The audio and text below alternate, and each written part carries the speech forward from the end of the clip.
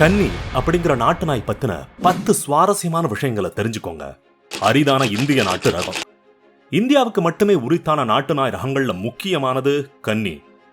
அதிகப்படியா தமிழ்நாட்டில் தான் கன்னி நாட்டு நாய்கள் வாழ்ந்துட்டு இருக்கு. வேட்டை குணம்.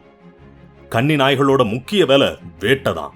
அதுக்காக தான் இந்த நாய்கள் அதிகம் வளர்க்கப்பட்டுச்சு. குறிப்பா மான் மற்றும் காட்டுப்பண்ணி வேட்டைக்கு பயன்படுத்தப்பட்டுச்சு. கன்னி நாய்கள் எதிரிய கண்டது வேட்டையான குணம் கொண்டவை.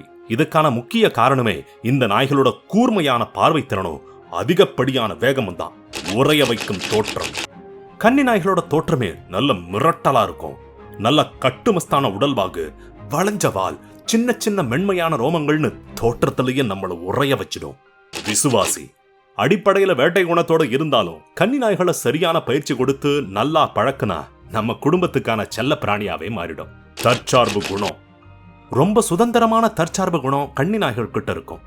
அதனால இந்த கன்னி நாய்களுக்கு பயிற்சி கொடுக்கறதுக்கு ரொம்பவே மென்மையான அணுகுமுறை வேணும். குறைவான பராமரிப்பு. பராமரிப்பை பொறுத்த வரைக்கும் இந்த நாய்களுக்கு ரொம்பவே குறைவான சின்ன ரோமங்கள் இருக்கிறதால பெருசா எந்த வேலையும் இருக்காது. நல்ல காவல்காரன்.